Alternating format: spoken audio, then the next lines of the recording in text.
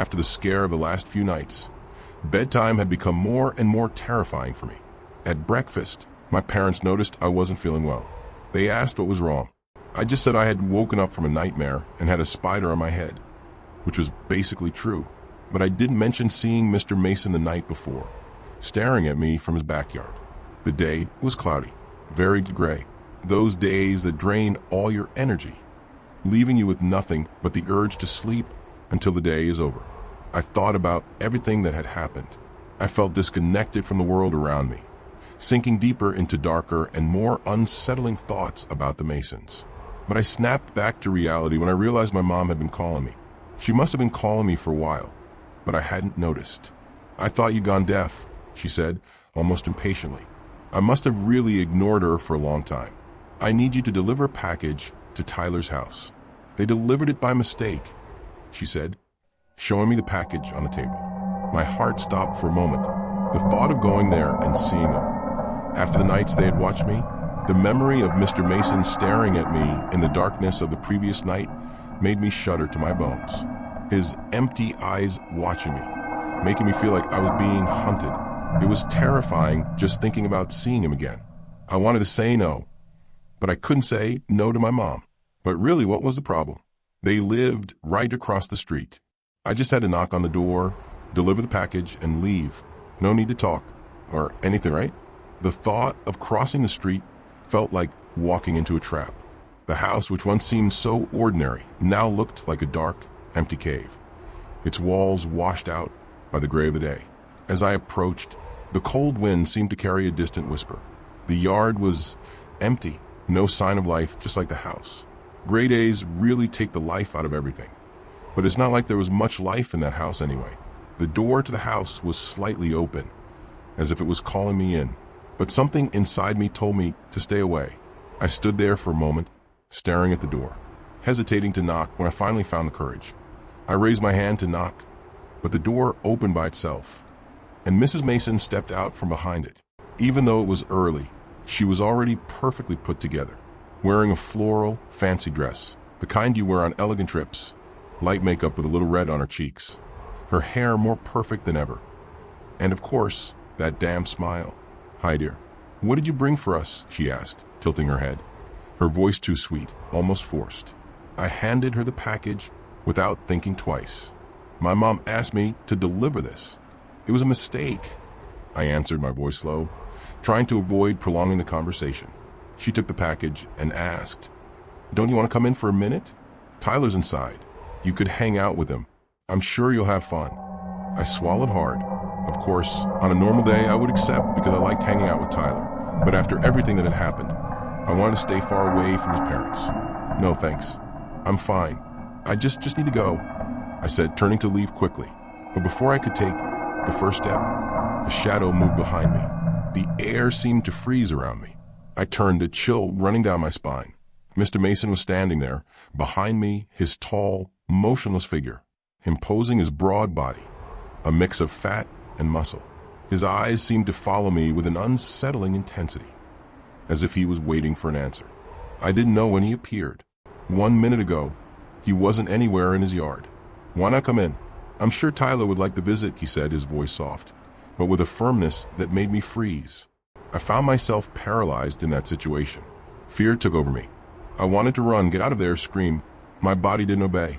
Mrs. Mason stayed behind me, her smile never leaving her face, an expression that wasn't really an expression. It was just a mask. "I really need to go," I mumbled, my voice failing. But they were both there, waiting. The silence between us weighed like a stone on my chest. I held my breath, trying to find a way out of this moment, any space that would let me escape.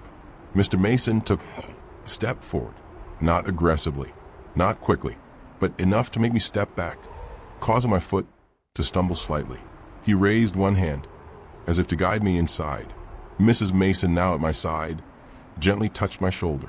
Her hand was delicate, but the discomfort was immediate, each of her fingers feeling too cold, too light, almost unreal. She didn't hold me, but it felt as if she wouldn't let me escape. "You're really going to refuse such a kind invitation?" she said, her voice still sweet, still smiling. Mr. Mason watched me closely, too closely, His eyes didn't blink. I felt my stomach turn. This whole situation was uncomfortable and disturbing. I felt like I was going to start crying at any moment. "Sorry," I managed to say, shrinking my shoulders to shrug off her touch, almost on the verge of tears. My mom, she asked me to come back soon.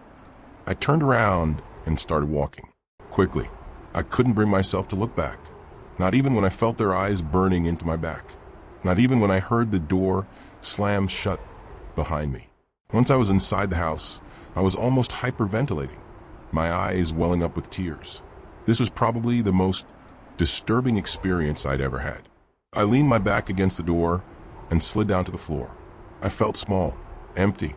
I stayed there for a few minutes trying to control my breathing, trying to convince my mind that I was safe now. But I couldn't. Their image was still glued to my eyes. Her touch was still on my shoulder. My mom appeared in the hallway. "Son, you took a while. Everything okay?" I nodded without looking at her. "I delivered the package. I was just coming back." She frowned, worried, but didn't press. She seemed to know I wasn't in the mood for a conversation. "Go take a warm bath, okay? I'll make something to eat." I did as my mom asked when to take a bath. Maybe it would help me calm down. I closed the door. Behind me locked it. Then I locked it again. As if the first time wasn't enough. I closed my eyes, but I couldn't relax. Because even there, under the water, I felt something. The feeling that someone was with me in the bathroom. That if I opened my eyes too quickly, I'd see a silhouette behind the frosted glass. I breathed deeply, several times, tried to convince my body it was just paranoia, just the fear still clinging to me. But my skin was too cold, my chest too tight for it to be just that. I locked myself in my room, didn't want to go out or talk to anyone. I needed some time alone, and in that, I ended up falling asleep. Some time passed. I woke up to knocks on my bedroom door. It was my mom. She wanted to talk to me. A little calmer now. I decided to open the door for her. She said that the Masons told her what had happened. They said they scared you, didn't expect the invitation to be scary. They wanted to apologize.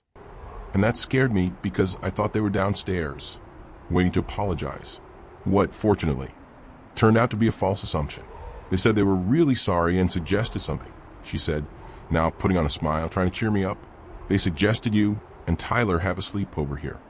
Finally, some good news. The Masons scared me, but Tyler didn't. He had been my friend for years and was also the only normal one in that house. When my mom left my room, leaving me with that forced smile, I just wanted everything to go back to normal. I wanted to be that kid who wasn't afraid to cross the street or look out the window. I got ready, put on a comfortable t-shirt and pants. I tried to breathe deeply, but the feeling of nervousness was still there, deep in my throat. It was only when I heard the doorbell that my mind jumped. I peeked through the window. Tyler stood at the door with a backpack on his back. He always arrived on time for our adventures, our endless conversations. I went to the door, excited, and quickly opened it. I saw Tyler with a super excited face, like it was going to be the best night ever. And behind him, his family.